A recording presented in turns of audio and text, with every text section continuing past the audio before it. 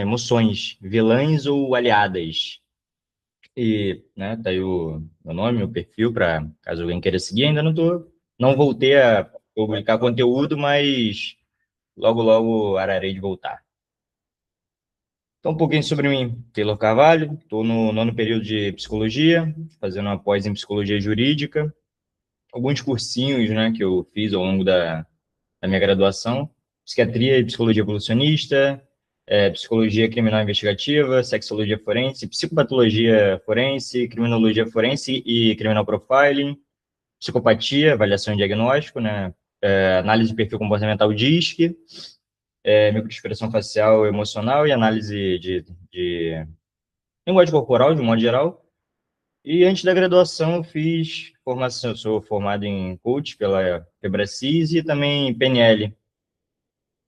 Um resumo aí sobre minha trajetória na mente humana.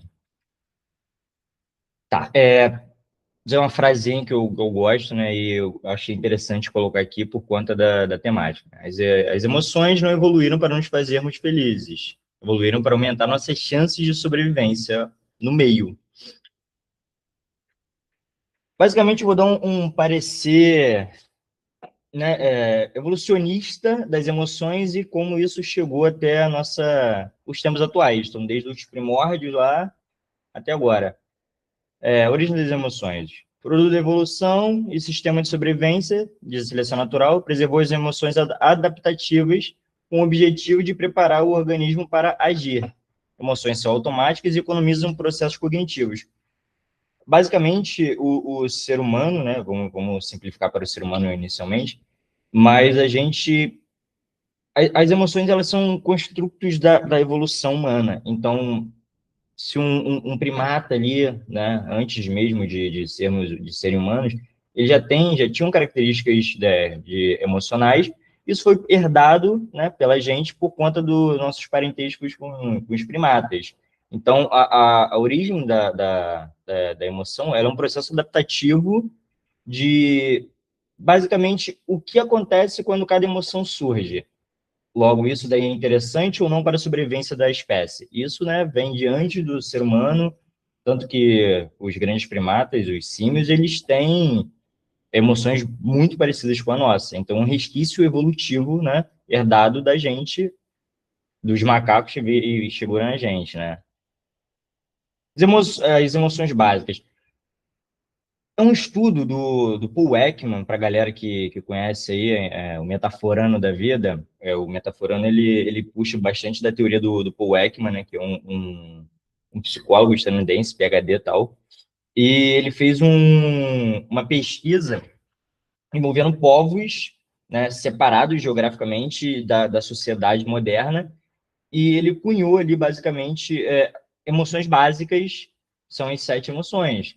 E ele viu que tanto pessoas que não pertencem a um grupo social, né, atual, ainda assim preservam esses resquícios emocionais que, né, tá presente tanto num cara em Papua Nova Guiné, onde foram os estudos do Ekman, tanto, pô, em você que mora em Campo Grande, Santa Cruz.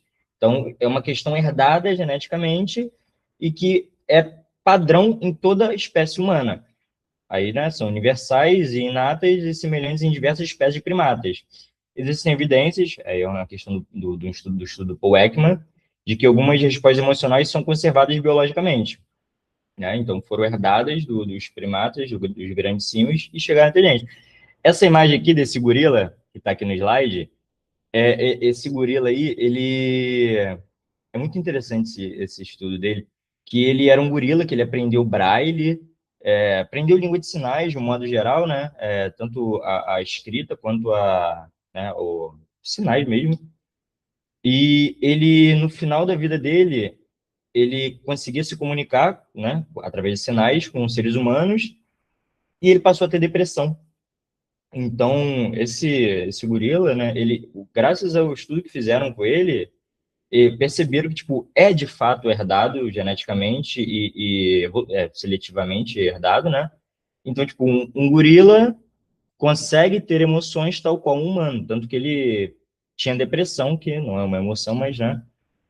Basicamente um resquício mnemônico ali da tristeza. Então vamos lá, as 7 emoções básicas: a tristeza, a alegria, a surpresa, a raiva, o nojo e o medo. E quais são os motivos evolutivos, né, para cada emoção? Porque, mas por que que eu fico triste? Mas por que que eu tenho raiva? Por que que isso me ajudaria a evoluir como espécie, como indivíduo? E aqui o motivo de cada emoção está presente no ser humano atual, né? O medo, evitar o perigo, né? A raiva, defender recursos e o combate. O nojo, evitar a contaminação e, ocasionalmente, você não se contaminar e, né, falecer por isso, de uma coisa podre que você comeu. A tristeza, favorecer a recuperação e a solicitação de apoio do grupo gregário. A alegria, um reforço de um comportamento positivo. E a surpresa é redirecionar a atenção rapidamente para o objeto, né, que te chamou a atenção. Quando você para estudar neurociências, de um modo geral, você percebe que cada uma das emoções elas tem uma funcionalidade prática nos indivíduos.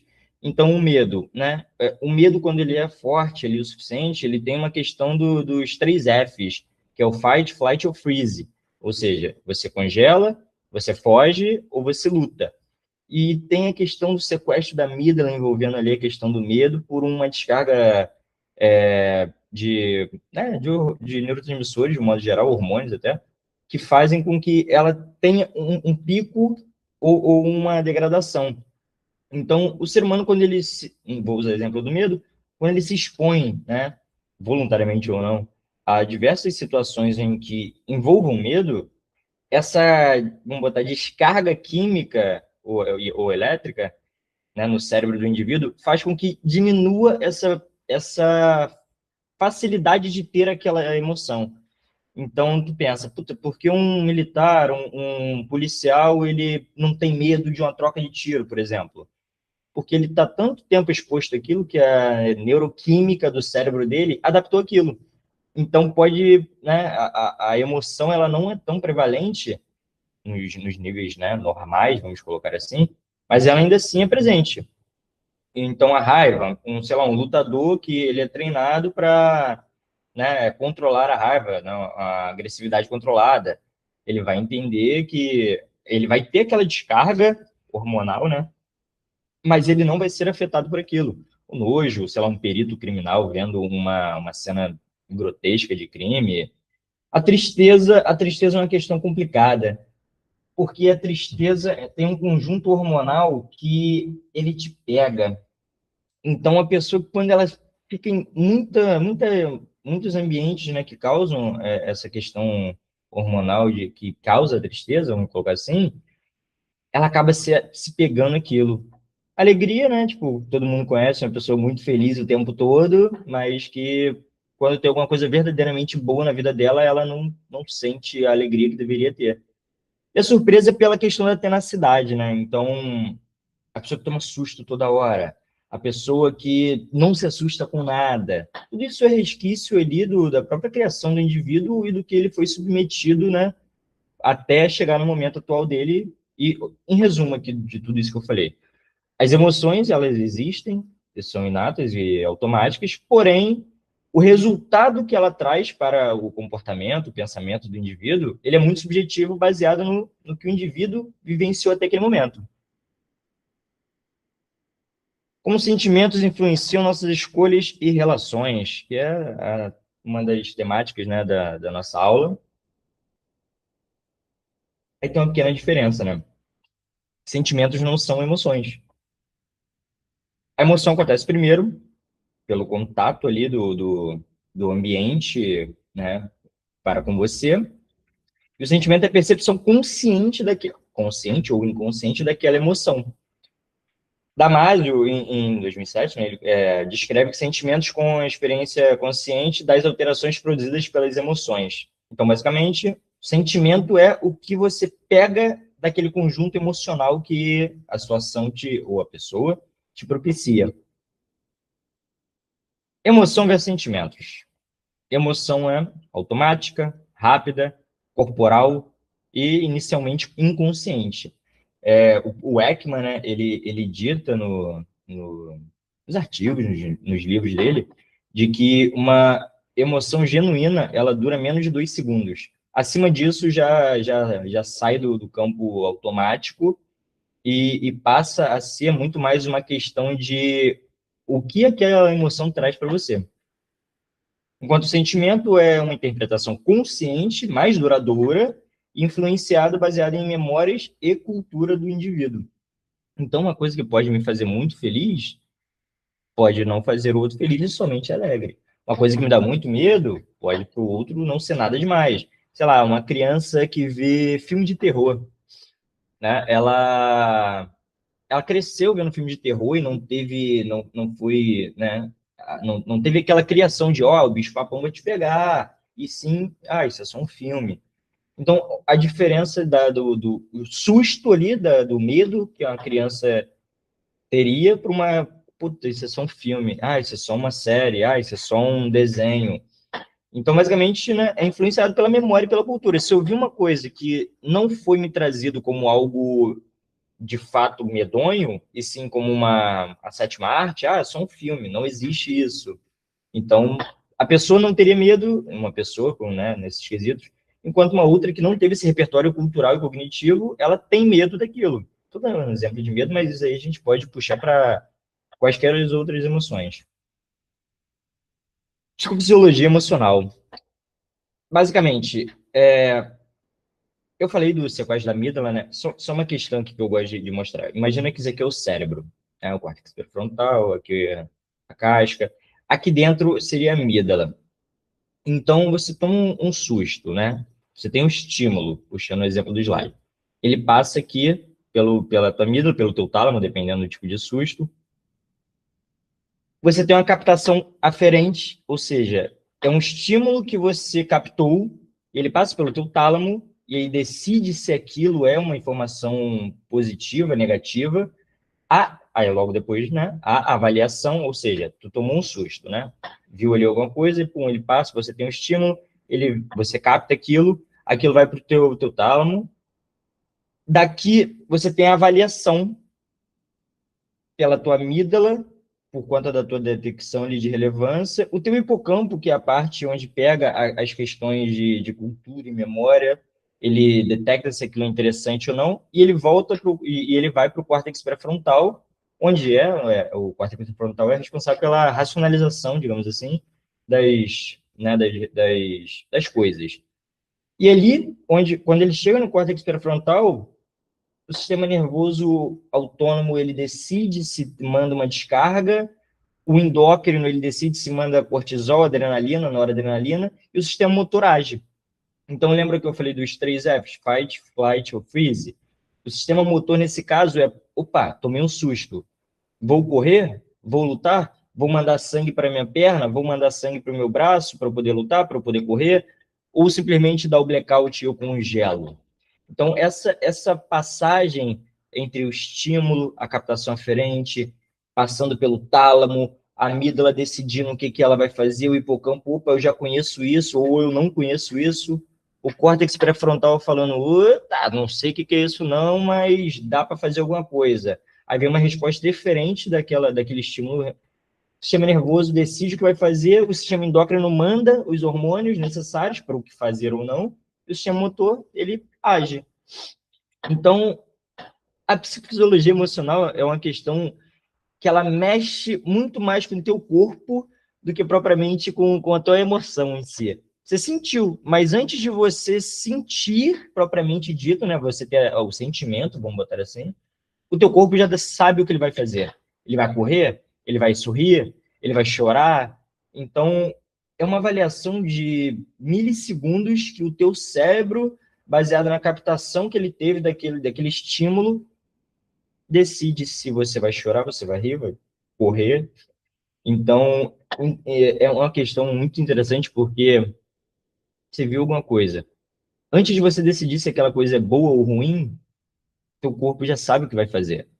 Tomei um susto, abaixo, defendo, saio correndo, choro, dou o piripaque do Chaves, tudo isso já está pré-programado em você, baseado na tua cultura, né? Igual eu puxei no slide anterior, memória e cultura. Então, ele já vai saber, entre aspas, né? Porque tudo isso é um processo adaptativo de cada indivíduo, saber o que fazer para com aquela situação.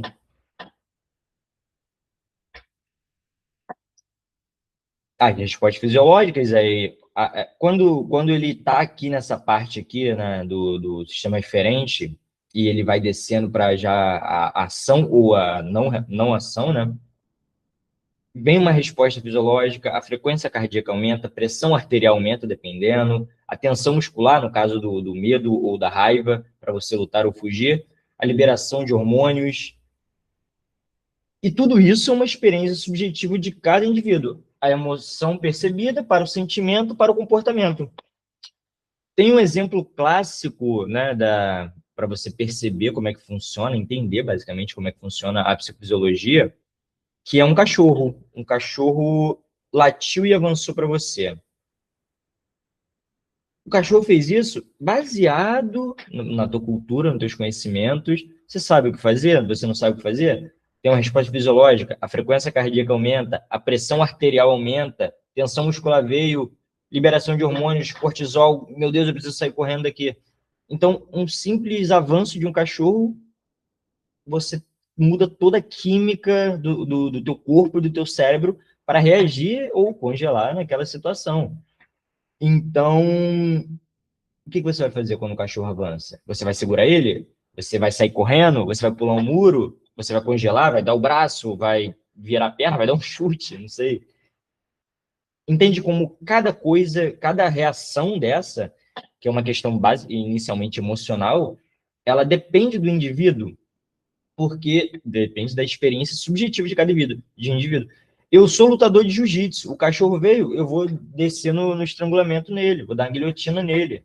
Ah, eu sou, sei lá, do Muay Thai, vou dar um chute. Ah, eu sei correr, eu sei pular muro, eu sei adestrar cachorro, eu vou tentar conter. Eu vi um filme que se eu aumentar minha silhueta, o animal ele fica com medo porque ele não sabe se deve atacar. Então eu começo a balançar meus braços, gritar.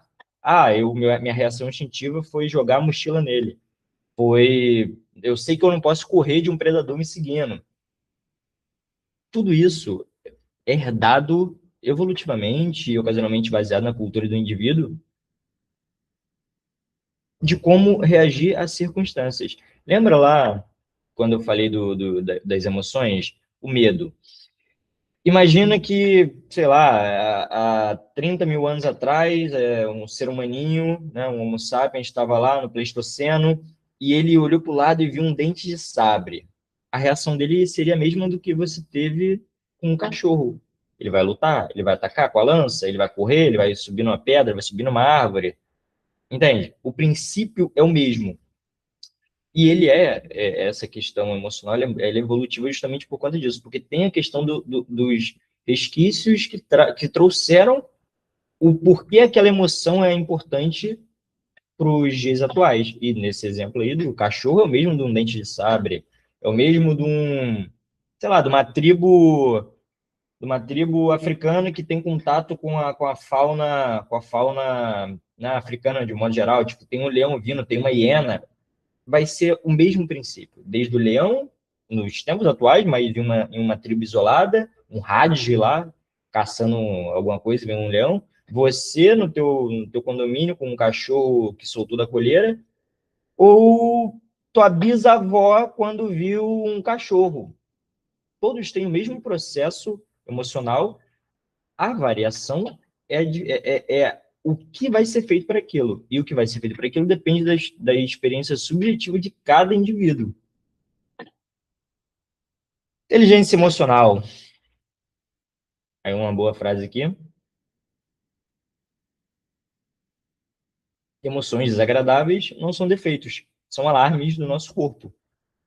Ansiedade protege contra o risco, o medo evita exposição desnecessária, a tristeza favorece reorganização após perda. Lá no slide que eu falei das emoções, eu apontei a tristeza como favorecer recuperação e solicitação de apoio. O ser humano, ele não é um animal, né, sozinho, não é um lobo solitário. O ser humano é um animal gregário, ou seja, ele vive em grupos gregários, em grupos sociais. Então, a tristeza, ela é um mecanismo herdado para alguém ver que você está num estado alterado e diferente do teu padrão e vir te consolar, vir reorganizar as tuas estruturas, porque você não está em um padrão que é o teu padrão correto. Então, né, eu estava conversando com a minha senhora sobre as emoções uns tempos atrás, e ela falou, "Puta, mas por que que eu fico triste? Então, eu sei que não é interessante ficar triste, mas por que eu fico triste? Isso é um resquício evolutivo em que você precisa ser acalentada e cuidada em um momento de fragilidade emocional sua. A tristeza é para isso. É para alguém vir te ajudar. Pô, mas a emoção é minha e eu preciso dela porque alguém vem me ajudar. É, somos animais grupais e isso é importante para permanecer no grupo, né?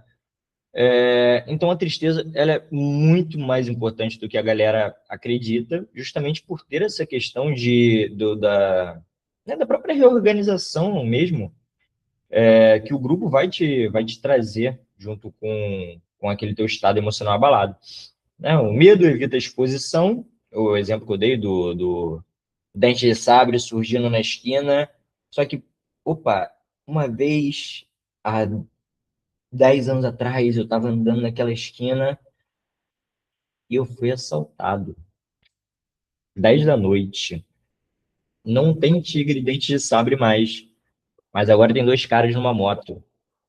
Entende como o funcionamento é o mesmo? Aquilo me traz perigo. Aquilo pode me trazer, né, me levar ao óbito de alguma forma. Então, medo evita que eu tenha uma exposição desnecessária para alguma situação que já é baseada na minha cultura e no meu repertório ali, cognitivo, que pode me trazer algum prejuízo.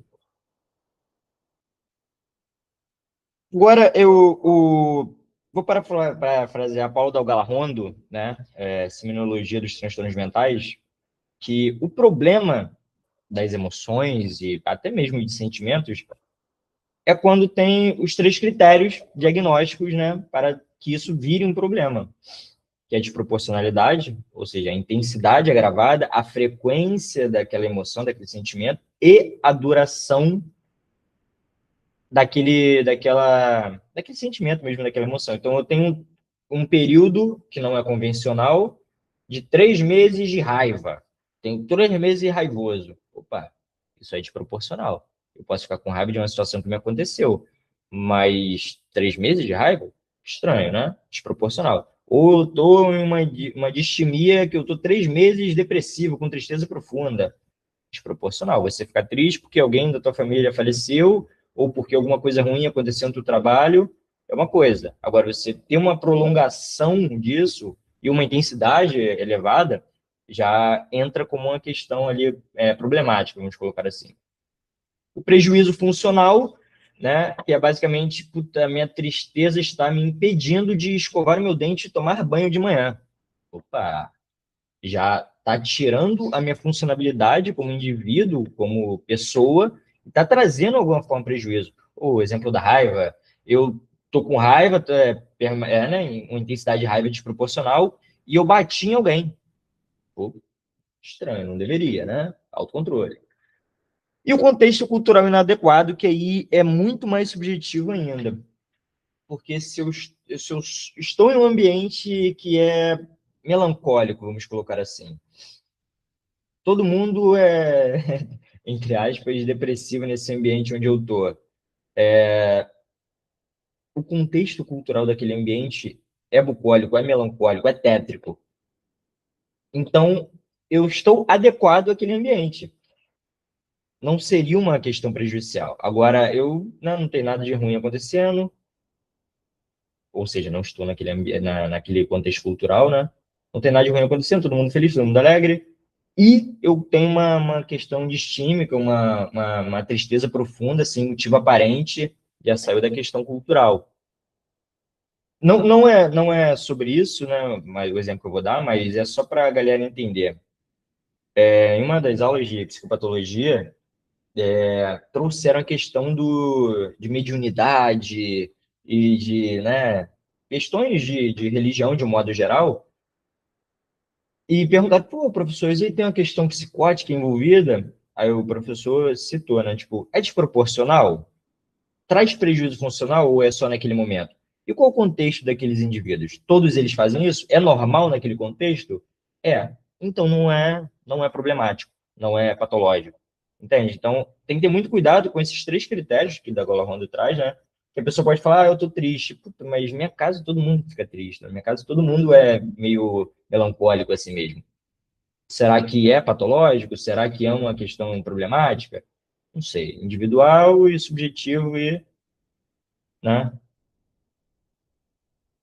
Então, a temática, né, tá como inteligência emocional e eu não trouxe até então que o termo foi cunhado por Daniel Goleman, né, em 1995, grande livro, que a inteligência emocional ela não é nada mais, nada menos do que a capacidade de perceber e compreender as emoções, regulá-las e utilizá-las adequadamente.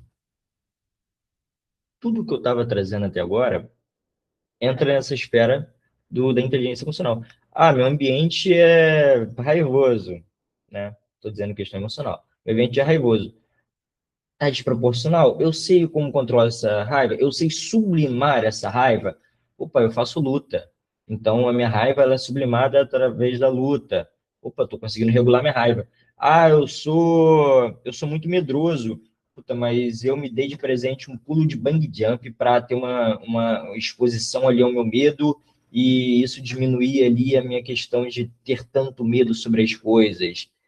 Entende como a inteligência emocional faz com que ter a percepção emocional e ocasionalmente sentimental, né, intrapessoal dela, faz com que ela melhore a convivência e a vida dela por uma questão de, opa, então eu tenho raiva.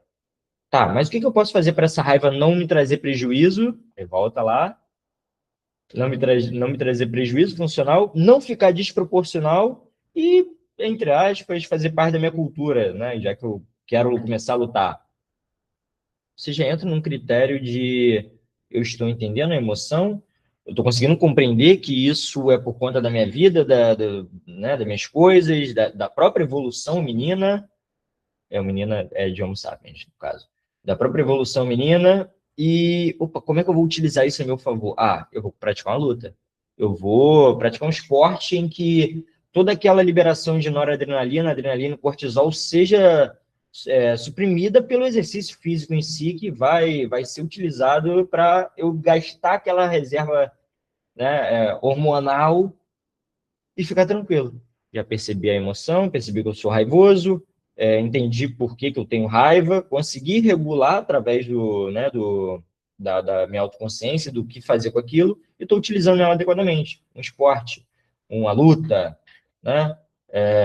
Sei lá, batendo um saco de pancada sem que cause prejuízo, né, para outrem.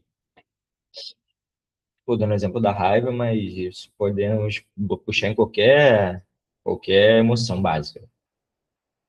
Regulação emocional significa reconhecer pensamentos automáticos, flexibilizar interpretações e aumentar o repertório comportamental. Então, eu trouxe aquilo, eu trago uma outra questão que eu tenho, eu junto e, ok, eu vivo uma vida mais funcional, mais adequada, baseado no que eu tenho emocionalmente mais elevado do que outros, que no caso, nesse exemplo que eu estou dando da esporte, seria a raiva. Então, as emoções são vilãs ou aliadas? São aliadas quando sinalizam necessidades, são interpretadas, orientam decisões e favorecem adaptações. Basicamente, tudo que eu trouxe. São vilãs quando são mal interpretadas, tornam-se crônicas e controlam o nosso comportamento. Eu acho que eu me adiantei demais, fui rápido demais, mas basicamente é isso. Alguma pergunta de alguém?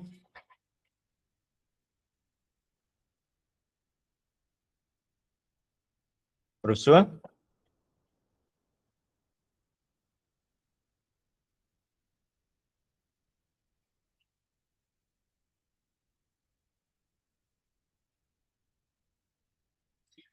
A princípio, parece que estamos sozinhos. Vamos ver o chat. Boa noite, conteúdo incrível, psiconeuro. Conteúdo incrível, Verônica. Momento estudo sobre desenvolvimento de pessoas. Tem tudo a ver comigo. Sinto que me incomoda quando uma pessoa é resistente à evolução e eu aprender a desenvolver. Discorra sobre isso, por favor. Verônica, é uma questão. Deixa eu parar a tela aqui para eu aparecer maior. É uma questão. Eu não conheço, né, todas as pessoas, mas para te responder isso, eu poderia simplesmente dizer que é uma rigidez cognitiva. E isso, né, tem tudo a ver com o repertório cultural e cognitivo daquele indivíduo, sabe? Tipo, não necessariamente ele não quer. Ele só não aprendeu o que ele não quer, o que ele quer. O que ele quer está massificado nele, como eu disse, a rigidez cognitiva. Só que como é que ele vai mudar o padrão dele se ele não sabe como mudar o padrão dele? É essa que é a questão. Jogos de pancada de boxe são ótima opção, exatamente. Sublimação tá aí. Ayala, olá, boa noite. De que forma podemos ensinar inteligência emocional às crianças e adolescentes? Quais fatores seriam mais adequados para usar o contexto escolar ou em ONGs? Ô, Thay, na questão de escolar e ONG, tem que ter cuidado por uma questão de psicopedagogia, porque você não sabe como são os pais daqueles indivíduos e talvez algum trabalho que você possa trazer para eles seja mal visto pelos pais. Entende o que eu estou dizendo? Então, é problemático isso se não tiver uma psicoeducação familiar para com os responsáveis daquelas crianças, ou em ONG, né, que é os responsáveis de um modo geral. Mas, basicamente, você tentar psicoeducar o responsável. Eu estava conversando com a minha madrinha, alguns bons tempos atrás, ela falou, nossa, Taylor, meu sonho é trabalhar com crianças. E eu falei, pô, eu não gosto de criança, não. Ela, que isso, por quê? Pelo simples fato de eu não posso psicoeducar uma criança sem antes eu psicoeducar o adulto. Como eu vou trabalhar somente com uma criança se ela vai chegar em casa em um lar abusivo, né, problemático, e não vai ter o que fazer? Ela não tem voz ali. Então, como é que eu vou trazer a educação, vamos botar assim, né, para somente a criança se o responsável dela não sabe como agir naquela situação? Não sabe o que fazer, não tem autoconsciência suficiente para ver o que ele está fazendo é nocivo para a prole dele. Entende? Então é problemático. No caso, sabe de bacana bom, já li. O coitadismo, uma pessoa traumatizada, é, nos sentidos biológicos, né? Eu não posso dizer em sentido cultural, mas o coitadismo, ele é um aprendizado daquele indivíduo. Ele entende que ele entendeu, né, durante o desenvolvimento dele como pessoa, né, como criança para como pessoa, de que ele fazendo de coitado, ele, né, ele é aceito. É o exemplo da tristeza que eu trouxe. Ele serve para ser acolhido. Então, a emoção tristeza, ela originalmente é para ser acolhida, nos grupos gregários. Então, se eu sou um coitado, nesse exemplo, vai vir alguém para me acudir, né? Poxa, eu tô triste, minha vida é ruim. Ah, amiga, não fica assim, não. A vida é boa assim, você só tem que, sei lá, melhorar de vida, né? Ah, tem que arrumar outro emprego, tem um emprego que é ruim que te... Talvez seja, né? Mas o coitadismo é para todas as áreas, as verdadeiras e as não.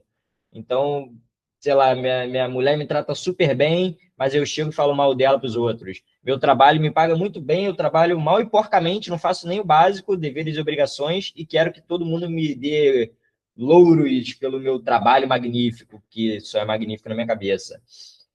Só que isso tudo é um aprendizado vicariante, né? Então, tipo, eu aprendi a ser coitado. Sei lá, deixa eu tentar pensar em algum exemplo aqui.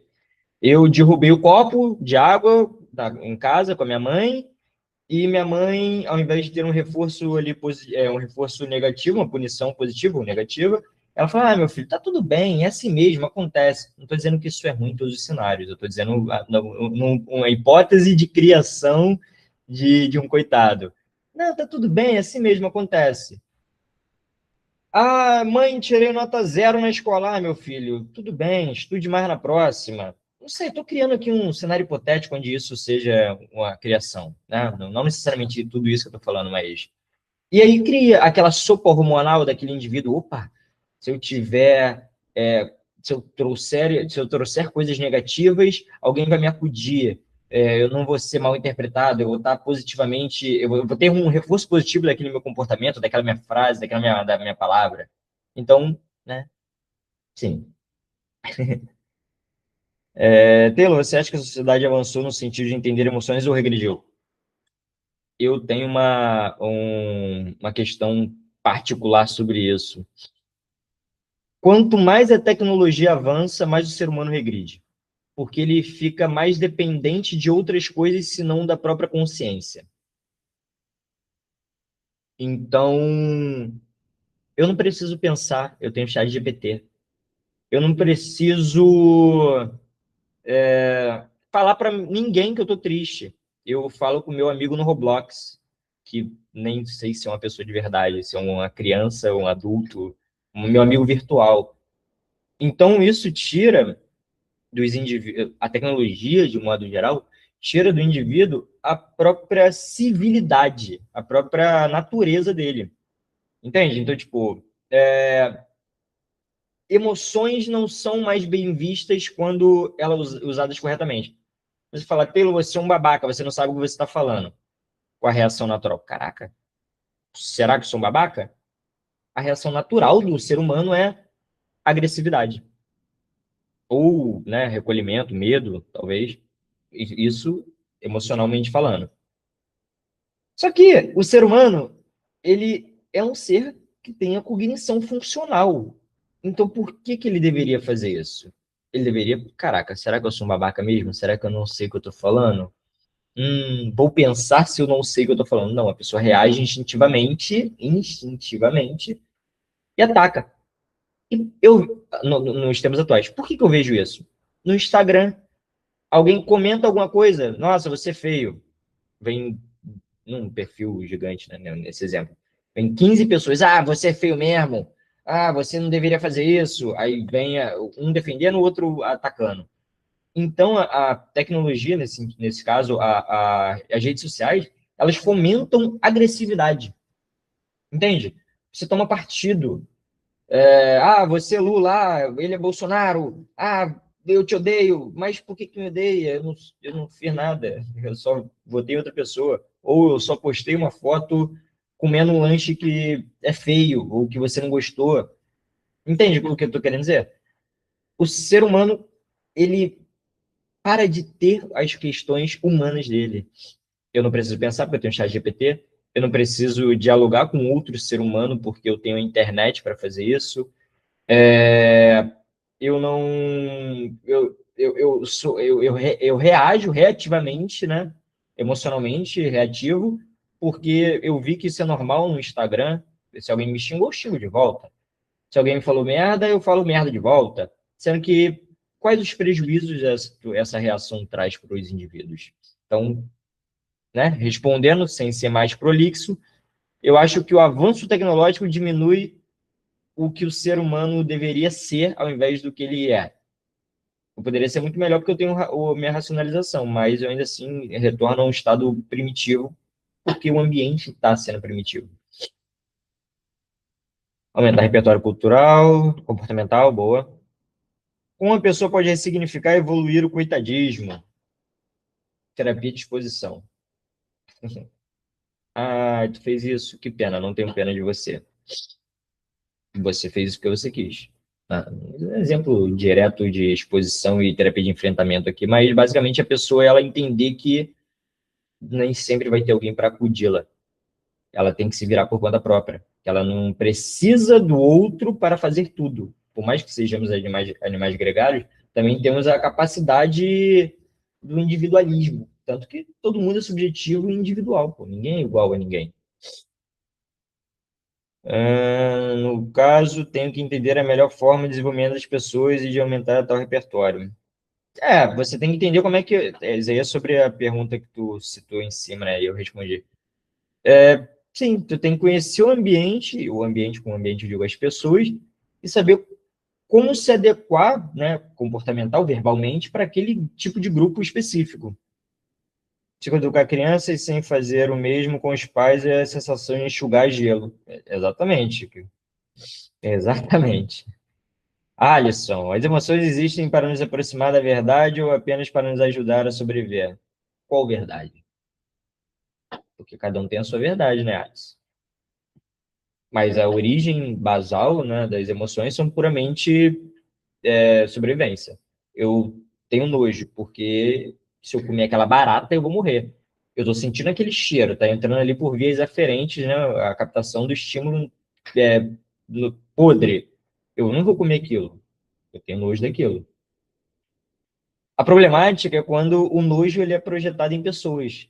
A galera acha que a pior emoção, né, vamos botar assim, para com outra pessoa é o ódio. Não. A pior emoção para outra pessoa é o nojo.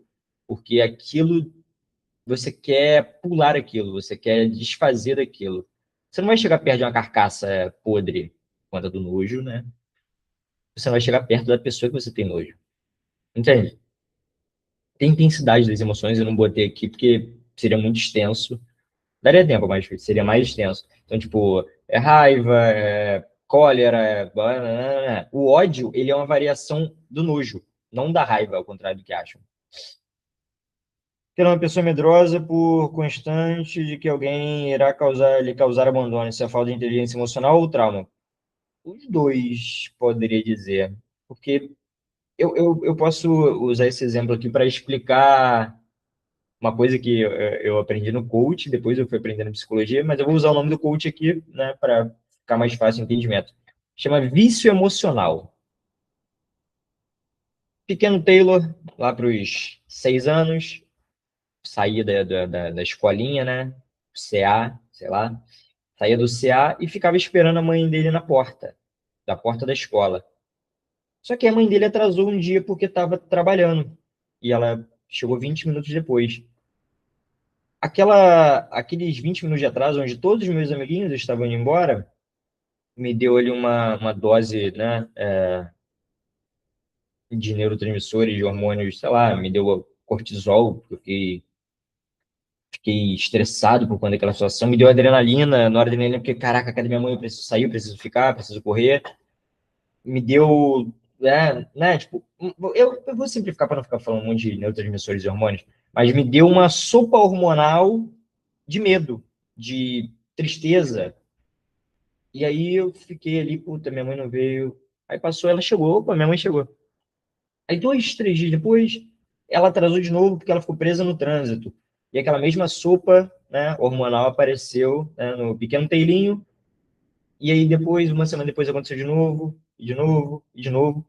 E eu fui criando aquela sensação, eu fui tendo aquela sopa hormonal de tristeza, de medo, talvez de raiva, de ter sido abandonado. E né, Vilcotes, ele fala que o ser humano ele evolui, né, desenvolvimento humano, ele evolui por conta dos repertórios culturais e cognitivos que você tem. E aí eu sou um adulto agora e a minha esposa se atrasou, ou não me falou onde estava, ou não apareceu na hora, e opa, a minha mãe, né, inconscientemente, e com aquela sopa hormonal, minha mãe se atrasou, minha mãe me odeia. Opa, se minha mãe me odiava, então a minha esposa me odeia. Caraca, ninguém me ama.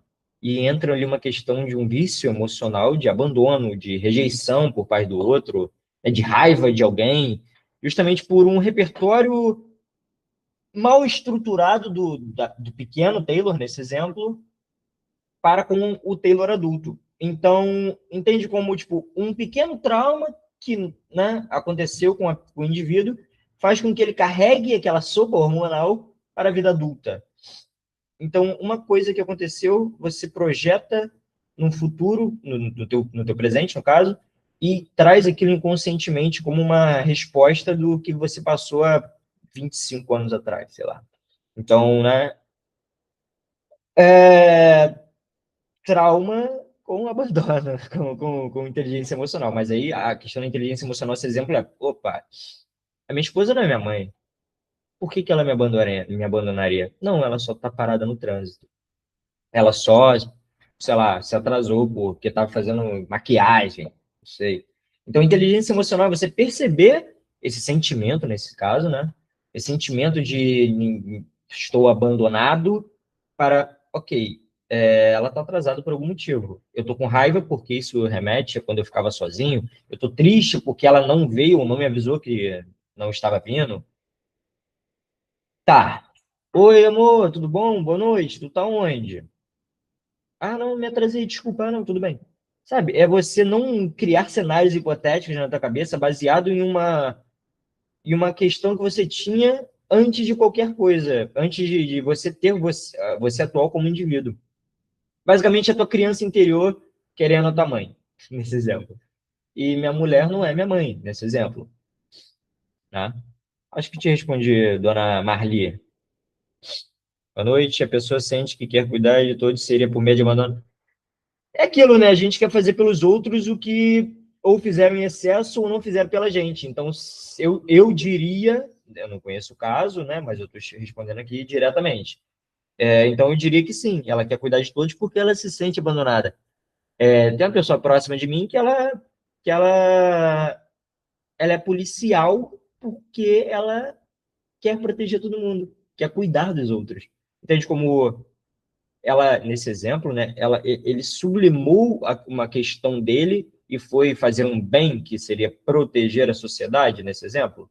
Então, é variável, sim, depende.